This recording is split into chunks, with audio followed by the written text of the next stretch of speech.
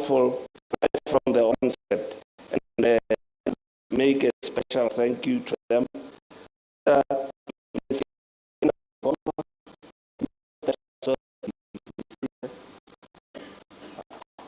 Hi. She's from the National Commission, Mr. Woho from the General.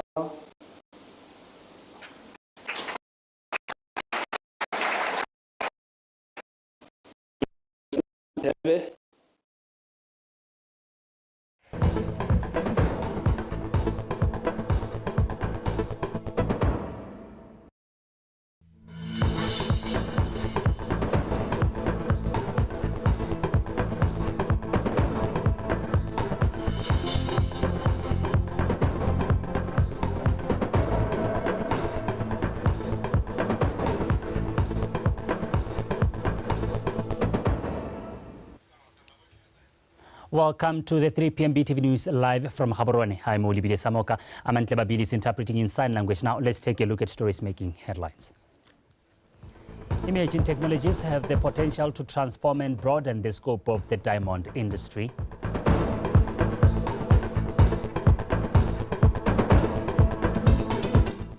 Unsafe use and exposure to radiation energy said to be dangerous.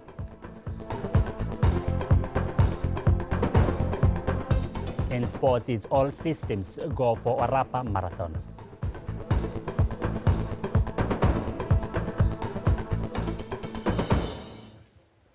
Welcome and thank you for joining us.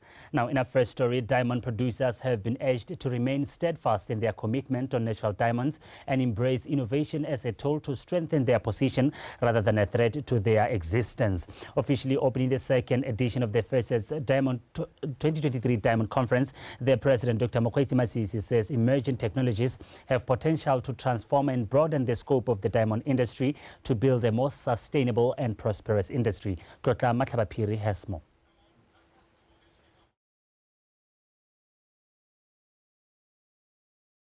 Now, Botswana has been hailed for her impressive natural resources management, which greatly benefits the people of Botswana and upholds the country's integrity on rough diamonds supply metrics globally. This was said by the Chief Executive Officer of Antwerp World Diamond Center, Mr. Ari Epstein, during the official opening of the first conference in Gaborone. The conference attracted over 400 delegates from the EU and other African countries. Kilekeletu Somalakai compiled this one.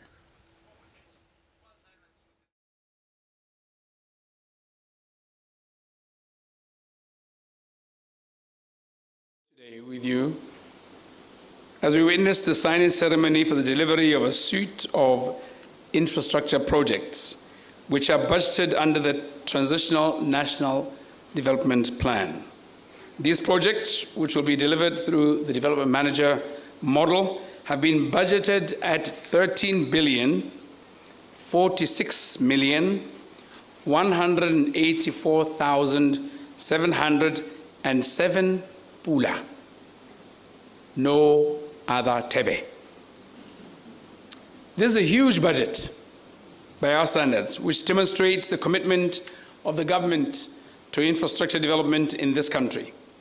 This budget and development manager model in project delivery is consistent with the promise that we made to Botswana in our 2019 electoral manifesto in respect of infrastructure development, albeit almost 2 years late, thanks to COVID.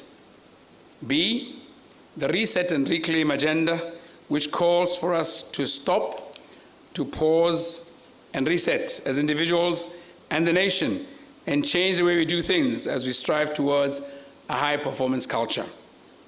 C, mindset change, which I launched in Zutswa earlier this year. We need to change those things that are not working for us and adopt those that will work for us as a nation.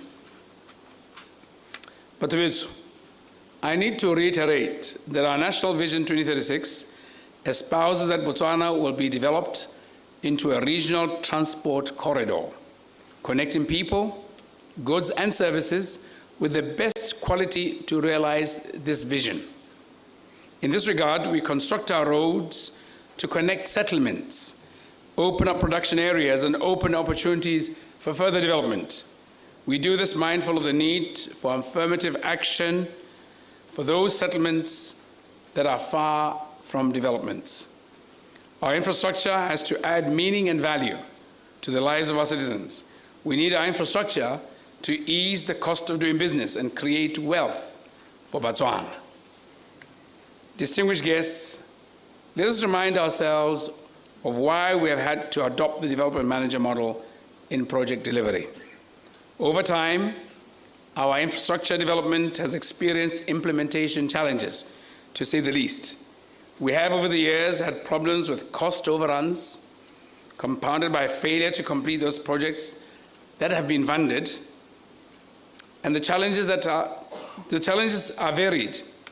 But in the past, these have led to loss of public funds and to slow economic growth. Despite good policies and strategies leading to properly identified projects through our planning processes, there is insufficient competence in project management and implementation. Our implementation capacity is inadequate. There's also been a tendency to commit government to huge contracts without qualified contract managers to vet and manage such contracts. In this regard, in line with the Reset Agenda, government has adopted the development manager model in project delivery. The development managers will, on behalf of government, manage the construction of projects from inception to close out. The development managers will carry construction-related risks. This is a real departure from the practice where government was always carrying the burden of the construction risk almost alone, while contractors and, yes, our very dear consultants were getting paid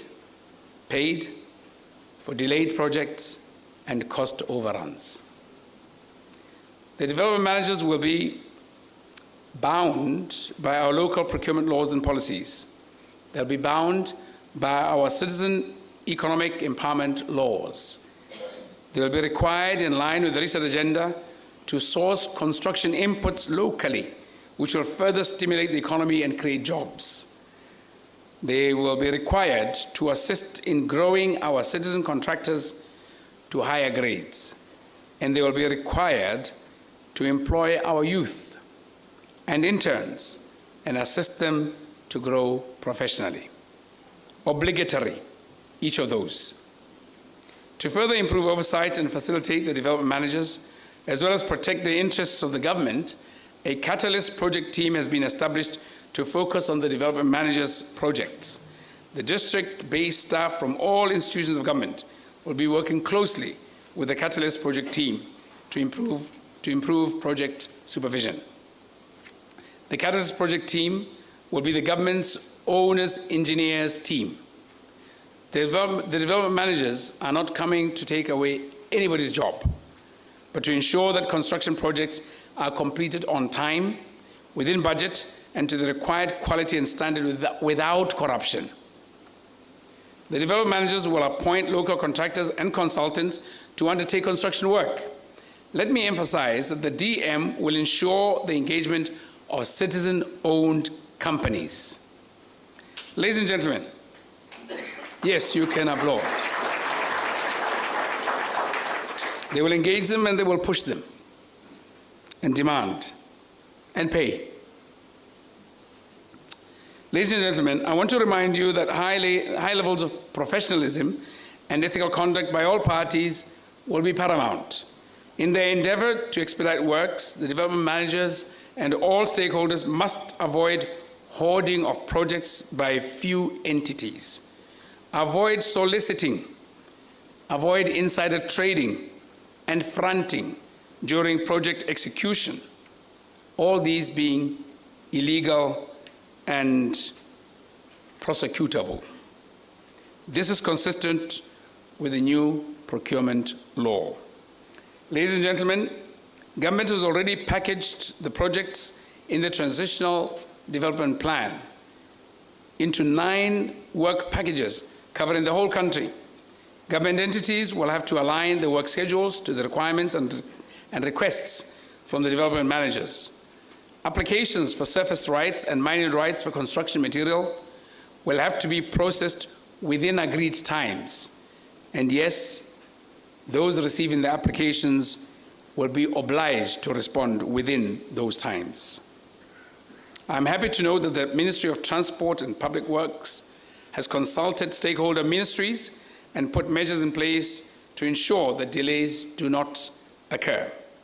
In conclusion, ladies and gentlemen, please join me as I call upon the development managers to, yes, sign contracts that will guide their conduct, their responsibilities and obligations, as well as their rights as we embark on this ambitious delivery of selected transitional national development plan projects through the development manager concept.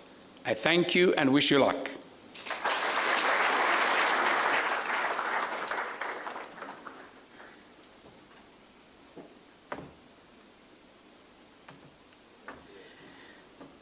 Thank you very much, Your Excellency. And we shall not waste any more time, Your Excellency, but we shall proceed to the main purpose of us being here, and that is the contract signing between the Permanent Secretary, Ministry of Transport and Public Works, Mr. Kakamalo Ken Ketsajwang. He shall be doing that with different development managers. The signing shall take place on my left-hand side, and so I shall be calling the different companies to come and do the signing, and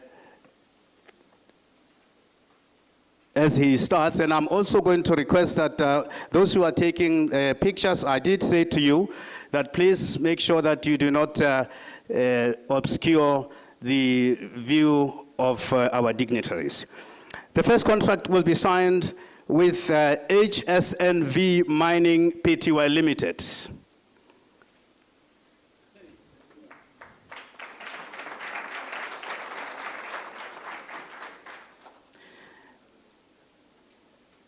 And as they conclude, I shall request the following company to get ready to go to the table for the signing. Okavango Consortium, be ready to come and do the signing.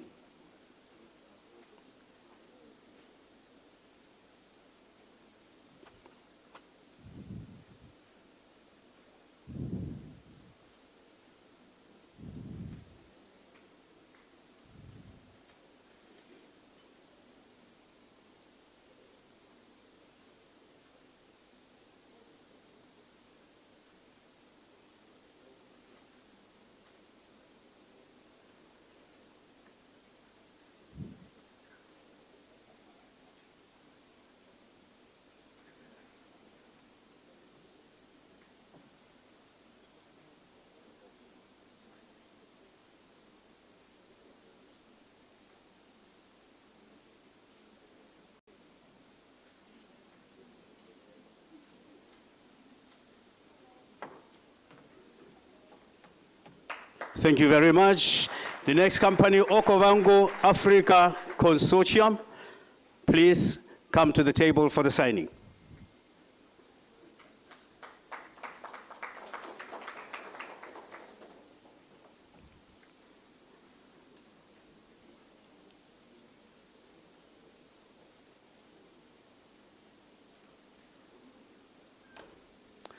They will be followed by Hedge Associates when they are done.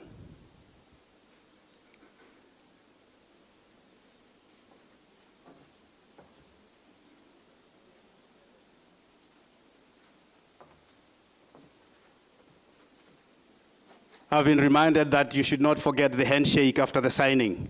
That's very important for the pictorial evidence.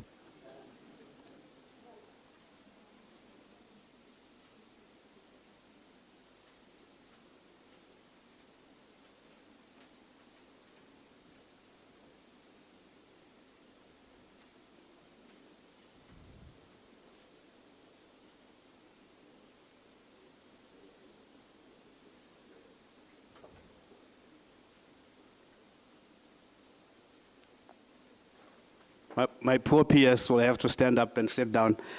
The next will be Hatch Associates. Please come and do the signing.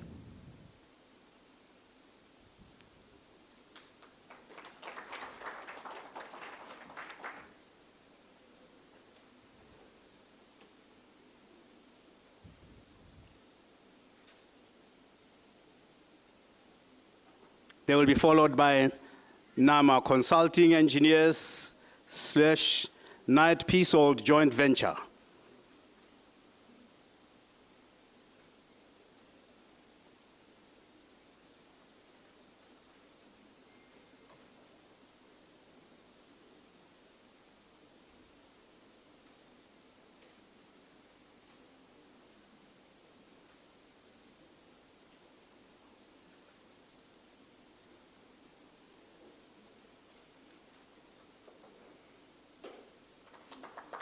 Thank you very much. NAMA Consulting Engineers / Knight Peacehold Joint Venture.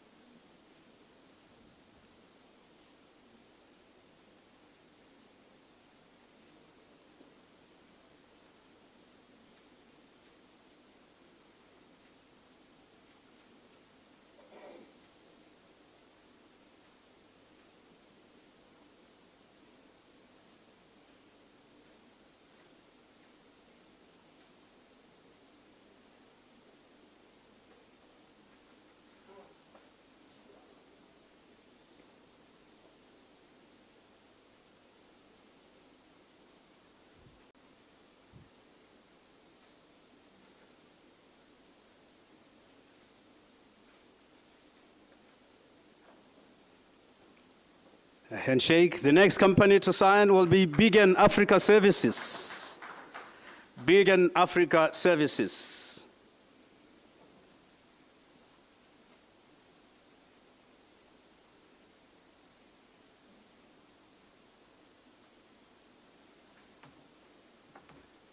I am reminded that you should use the black pen to sign, not the red one. Or a blue one.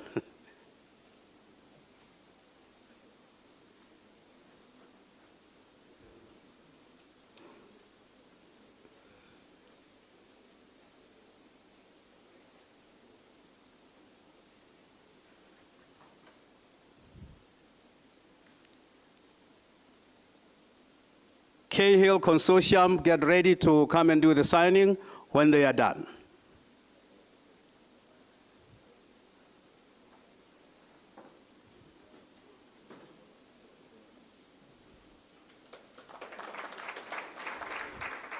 Next company, Cahill Consortium.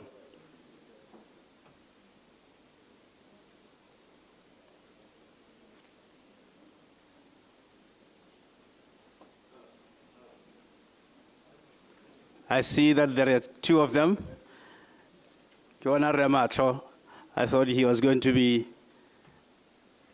a co-signatory.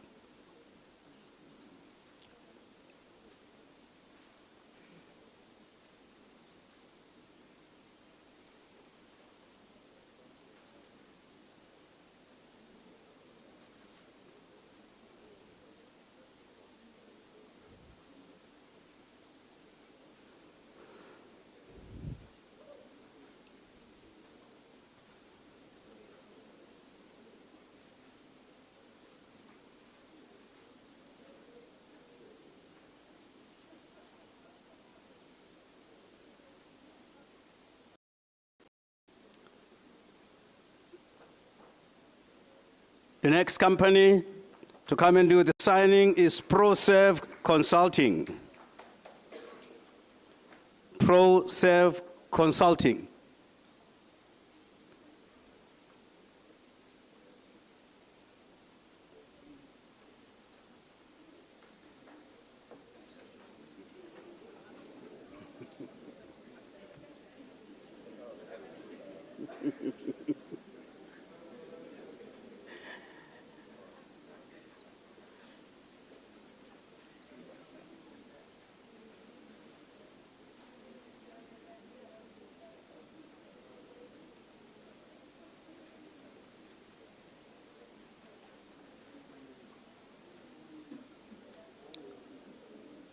They will be followed by Zutari Pty Limited when they are done.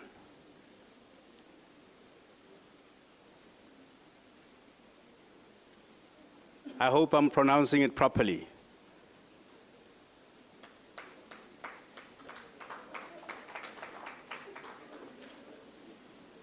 The next company, Zutari Pty Limited.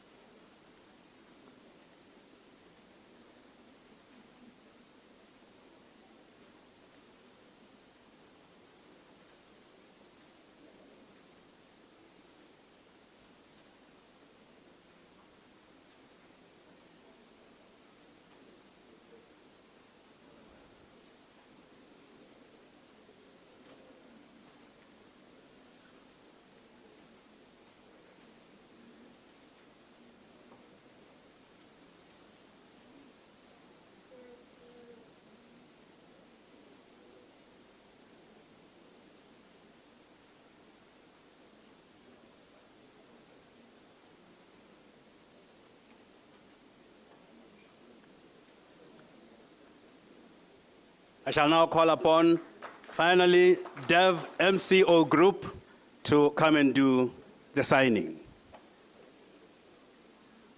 Dev MCO Group. I couldn't pronounce it as an acronym, so I will ensure that at least it comes out as clearly as I could. I don't know how to Dev, so I didn't want to attempt to do that. Demco, Devemco. There's no M after V. Devemco. Thank you, Minister.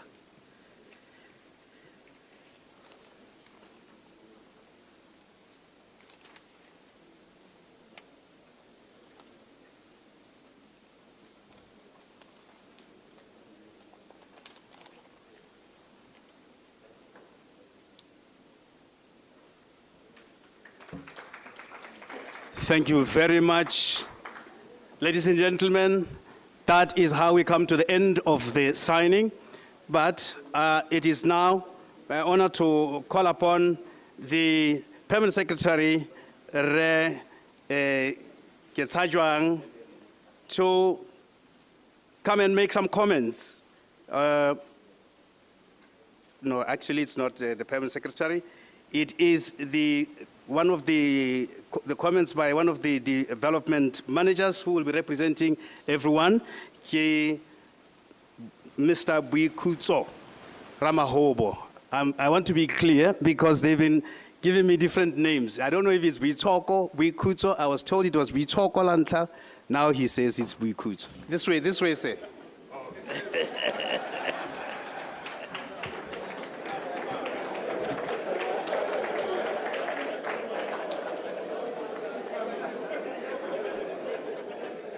My apologies for that. Yeah. Dumelang bagolo. Kalina, like the MC has said, Kibidua Boikhutso Ramahobo from HSNV Joint Venture. Thank you, Mr. MC. HE, the President, Dr. Amy K. Masisi, the Vice President, Mr. Slamba Tsohwane, Honorable Ministers here, Members of Parliament, Permanent Secretaries, all government representatives, all protocol, I believe, is observed. Let those who I have not noted. It is a privilege to stand before you on behalf of my colleagues in the built environment. This is a momentous occasion for this country and the built environment in particular. I'm speaking on behalf of the appointed 9 development managers tasked with the model of the development management model of delivery. We have been working to get to where we are now for the last 12 months, with government officials working late every day and also on weekends. So I think for that, Mr. President, your mindset change, yeah, bonala. Your staff is the development manager model will help us manage projects and deliver them on time at the right cost, which is value for money, and best quality. We are given the responsibility to design and build. This means that we cannot blame the government or the contractor if things don't go well. We will be to blame, and the risk of design and delivery is all ours. The 9 development companies appointed are well experienced in this model and properly resourced to deliver our infrastructure projects. Most of these companies are international and have experience having worked in Europe and across the African continent, and also deeply rooted in Botswana. We are properly resourced and experienced in delivery of roads, hospitals, clinics, schools, offices, prisons. This means that the troublesome roads and projects, for example, the A3, which is from Francistown to Nata to Maung, will be dealt with under this program. The Shakawe Road will be dealt with under this program. All the hospitals that have been a pain to our fellow Botswana will be dealt with under this program. This means that we're going to improve hospitals' classrooms, will be increased for our students, and more roads will be built, and existing roads will be improved. Teachers, nurses, police, soldiers, and all government workers will be covered for housing, which will be built under this program. Mr. President, we commit to hire Botswana companies for delivery of these projects, both as consultants and as contractors. Each DM has about 13 so far, 13 specialist consultants under their employment currently as we speak. And we note that this will create a lot of work, and it will keep Botswana, and it will give our own Botswana jobs. So in terms of creating more opportunities, Mr. President, this is in line with creating more jobs for Botswana. We therefore will implement these projects through the Public Procurement Regulations Act, and as well as the Economic Inclusion Act. That means that we will follow the laws of the country, and we'll also make sure that everybody is included as we go. I wasn't very long. I just wanted to emphasize our commitment as the development managers, that we are here to do this, and we're going to get it done. Thank you.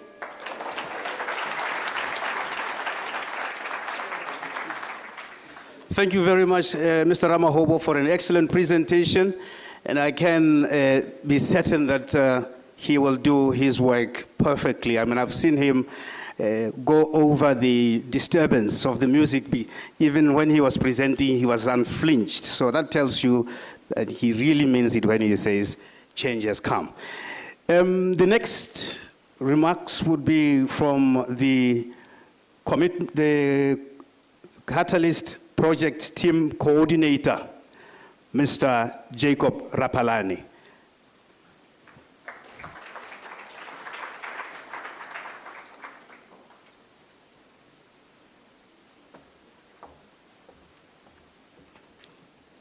Thank you, Master of Ceremonies, Your Excellency, the President of the Republic of Botswana, Dr. Mokgweetsi Eric Keabetswe Masisi, Your Honor, the Vice President, Mr. Slamba Tsohwane, the Minister of Transport and Public Works, Honorable Eric Molale, Cabinet Ministers here present, Permanent Secretary to the President, all protocol observed.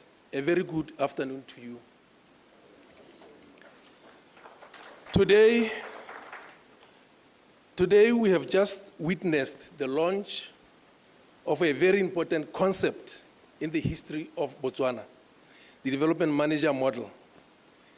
His Excellency, the President of the Republic of Botswana, Dr. Mokgweetsi Eric Keabetswe Masisi, has introduced the mindset change, R-changing, and the event comes as a result of the government's desire to do things differently in terms of project implementation. Government of Botswana will be engaging the development managers to provide professional services for the management, design, engineering, procurement, construction, and installation of infrastructure projects in Botswana. We would therefore like to confirm to the development managers that we, the Catalyst project team, representing the government of Botswana through the Permanent Secretary of Ministry of Transport and Public Works, commit to work very hard for the success of this project.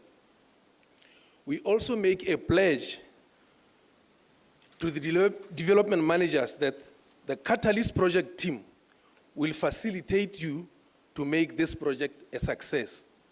However, we also expect you, the development managers, to provide us with the products, that is, the facilities and infrastructure projects you have promised to construct.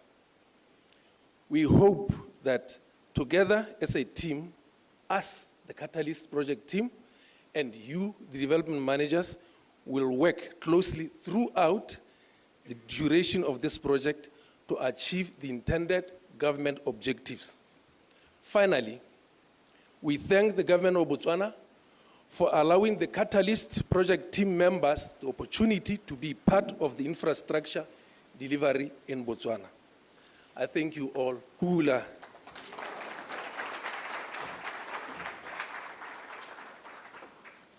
Thank you very much, Rera Palane.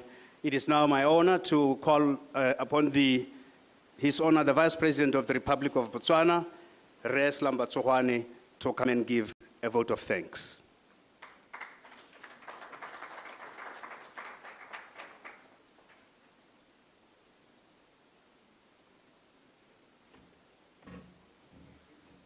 Tamahobo, take it from me. Sorry,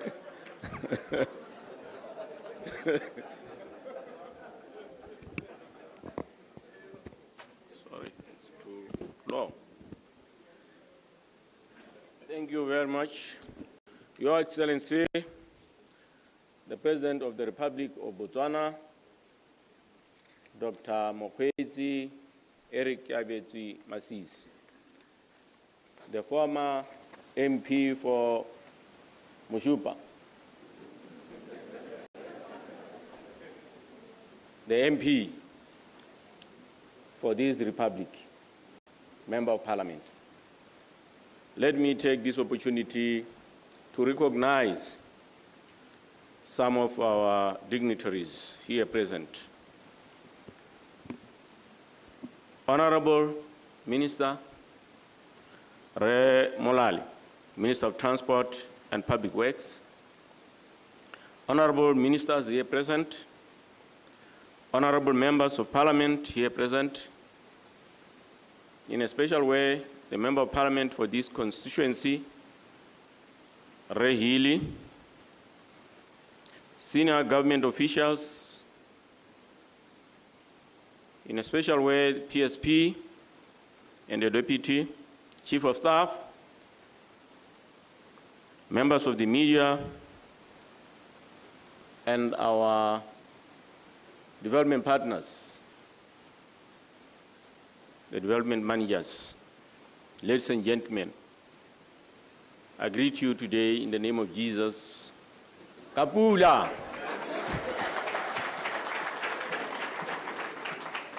This can only happen when Jesus is around. Let me take this moment to appreciate the figures. More importantly, to appreciate these figures on behalf of my grandmother. And if I were to explain to him that kana re Masisi wa go aga ditsela ka madi a seng kana ka sepe, I want her to appreciate this as well. I've just been thinking how I'm going to explain this to her,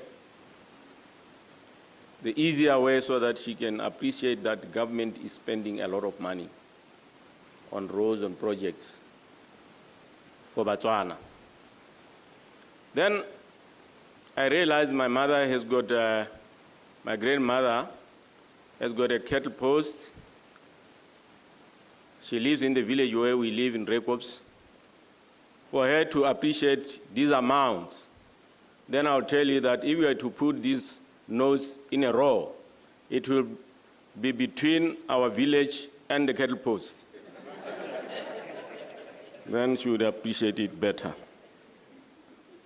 Your Excellency, having said that, this is another promise fulfilled today. The development manager model has been promised. You promised us, and you promised Botswana that you are going to fight corruption, especially that has to do with tenders. You are going to ensure that we deliver on our project timelessly,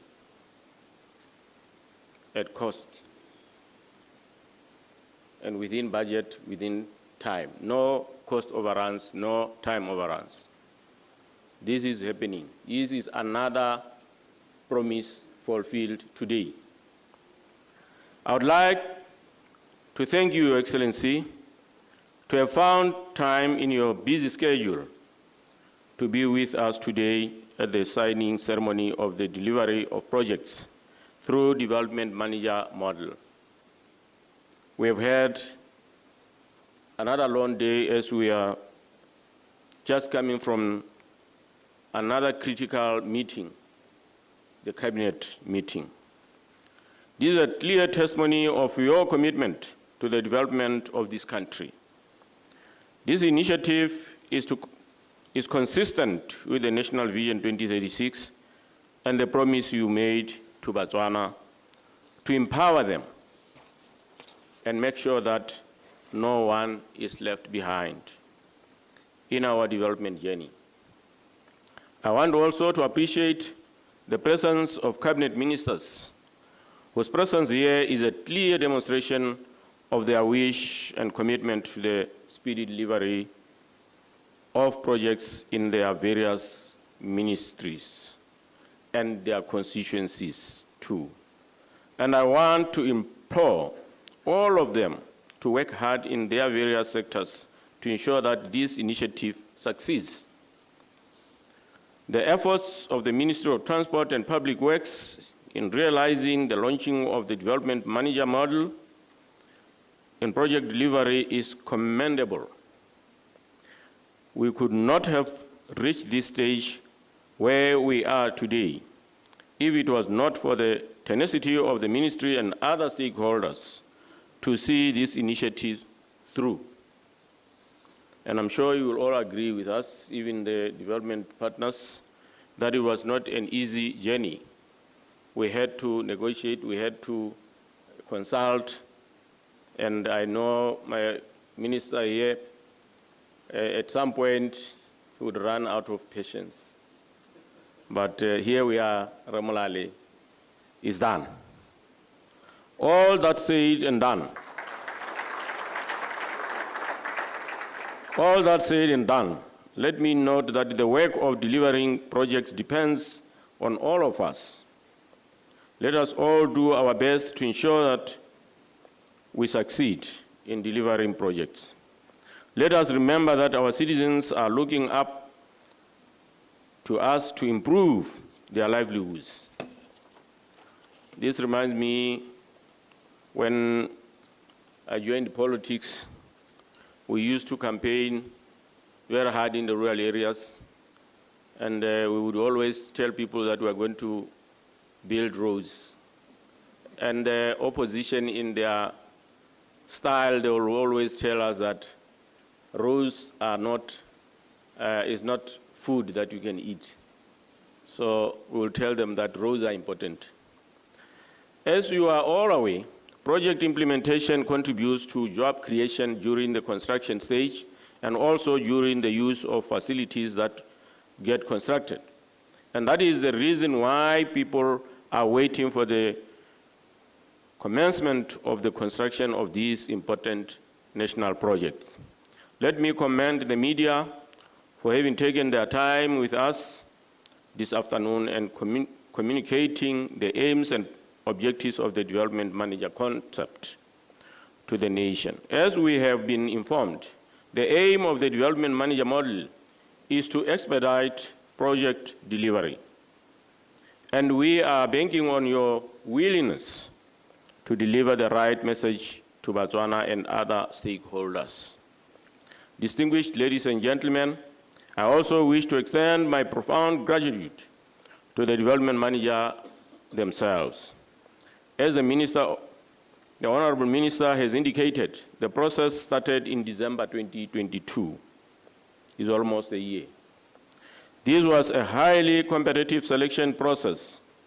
Your engagement is in line with our commitment to facilitate a private sector-led economy. In this particular case, the private sector will lead in consultancy and construction. I was particularly impressed by the commitment that you have made to project delivery across the length and breadth of Botswana. This is truly commendable. I'm even more impressed by your commitment to the employment of the youth, as it has been said by those who represented you here, and also growing of citizen companies. You are true partners in development. You are putting project delivery before financial gain. Let us also remember to put citizens first in your endeavors. As you might be aware, we have come up with a legislation to enable participation of citizens in all sectors of our economy through the Inclusion Act, as you might be aware. Lastly, I call upon all those who have to facilitate the development managers to do so promptly. I undertake to do my part to ensure success of this initiative through the ministerial committee that I have been assigned by His Excellency to chair. And I promise you, we will do our best. Bagaitsu, ra leboga. Thank you, and thank you, and thank you. It's all done. It's launched. Contracts have been signed. Now, let's get the ball rolling. I thank you.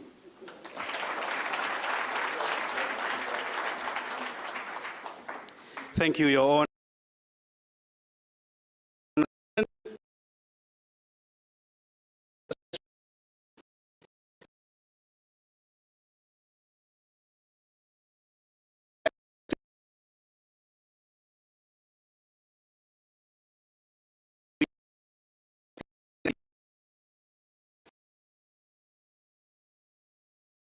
Welcome back, and thank you for staying with us on In Context. I'm Modibile Samuka now.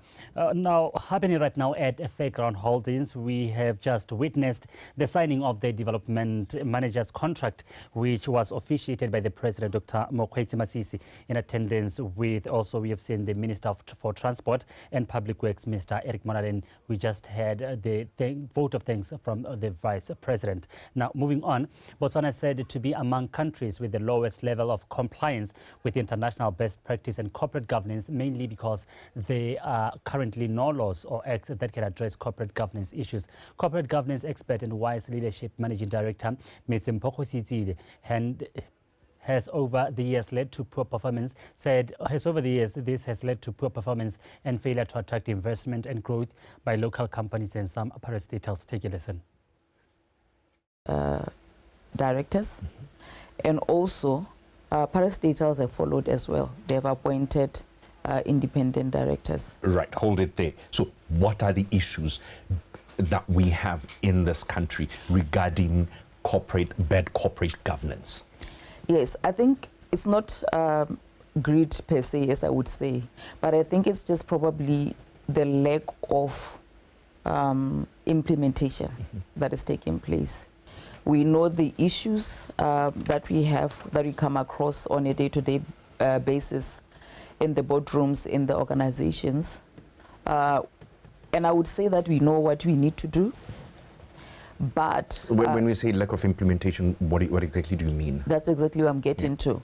And I say we know what to do, but we don't want to kind of like embrace it and implement. All right, let's start here. Do we have the right regulatory framework? 10 years back, we didn't have anything. 5 years back, I would say, the regulatory framework got developed. You would note that corporate governance is not about being regulated. It's not even compliance. I mean, let's just start it from there. It's about intentionally making sure that you put in place systems and processes that would help you to govern an organization better. So compliance happens to be just a part of corporate governance. So when we talk about corporate governance, we shouldn't really be talking about regulation at the same time. Regulation can assist corporate governance to be effective. Is it necessary? It depends what we are saying when you say it's necessary. It's necessary for compliance. Right. But is it necessary to enforce people to do what they can do voluntarily? Not necessarily. So that's what I'm talking about. So compliance would be, there's a law that is in place. Let me say maybe the Data Protection Act or maybe even the simplest one, the SIPA Companies Act, for example. There are things there that you need to comply to as a company. So you may be doing all those things, but however, you may also be missing out on the full application of the principles of corporate governance, which are now found in codes of governance. So that's the difference. So you may comply with the law, but not really fully comply with corporate governance in its entirety. So compliance just becomes a subset of corporate governance, just like any other maybe issue also in like maybe director independence, like you just mentioned. It's just another subset of corporate governance, something to look at when you look at corporate governance, risk as well, and so on. So basically, corporate governance is about taking all those subsets, those processes, those structures and systems, and making sure that you apply them into the organization on a day-to-day basis. So thereby you are building systems that are sustainable, processes that are sustainable, even for the future generations. What are the most prevalent practices that do not level up to international best practice that we find in this country? You mentioned the issue of implementation. What else is there? That do not man up to international standards. Yes, that you believe that we could do, focus on to try and get to a better point. I think Botswana is better placed, and I hear people always say that it's better placed in terms of we have the laws in place, we have policies in place, good policies even, but the issue is also just really the transformation. I think it's a culture that needs to be built now, a culture of transformation, a culture of intentionally telling yourself as a nation that we are on the forefront. We know who you are as Botswana. We have, we can take the list in terms of what we are deemed to be on the international stage. Now, can we bring forth ourselves as well in terms of governance, in terms of governance at the economy, not economy level, but rather should I say at business level. Yeah, so that's where we are at. Botswana companies, Botswana organizations are linked internationally with multinational organizations, especially the listed companies. So we need to be able to step up to that level and be at par with the world. So you were talking about on a national level, and you are saying now, okay, we need to trickle it down to, individual entities. Who is responsible to ensure that? We are talking about things that you were saying to us, no, those are just best practices that are dependent on individual companies. Who is responsible to ensure that that is observed? The directors, who we call the board of directors, those that are charged with the governance of the companies or the organizations. So every organization, it doesn't matter which one it is, it has a board. Could it be a board of trustees? Could it be a board of directors? Could it be they just say board members? It depends also whether it's a parastatal or so on. But generally, you have a board or what is called a governing body that has to trickle down all these issues and inculcate them into the organization. There has to be a culture of effective leadership, a culture of ethical leadership. Ethical leadership. We see a lot of new companies, but young Botswana setting up companies and small companies. Usually when we talk about corporate governance, we are thinking big companies, parastatals. Does this apply to the ordinary Botswana who's setting up their 1, 2, 3 man business? Yes, it does apply. You would find that even as it looks magnitude. And I would say it's quite overwhelming actually, even for bigger companies because there's just a lot of things to look at the same time. So it can be quite overwhelming. We cannot discount that. But with the small businesses, it's also quite imperative that you get to learn as you go, develop a bit as you go. For example, as a small company, you have to anticipate that you are growing. Yeah. Sometime you'd have grown. You have to think big, think beyond where you are right now. So in your mind, you should be thinking, at some point, I should be able to track my processes, so that when an auditor comes in, they are able to track my business. And so now that's you already starting to implement systems of corporate governance. Do I want to run this organization alone? Can I bring somebody else to help me look at it in the other way, like appointing other directors, but not necessarily somebody whom you are a relative with? Right. Even if that is so, somebody who is an expert, if you get what I mean. They could be a relative, but they can be an expert. Somebody to give you some value within the organization. I'm running out of time, but I need you to tell us about what's happening on Thursday. You're having a conference. Tell us a little bit more about that.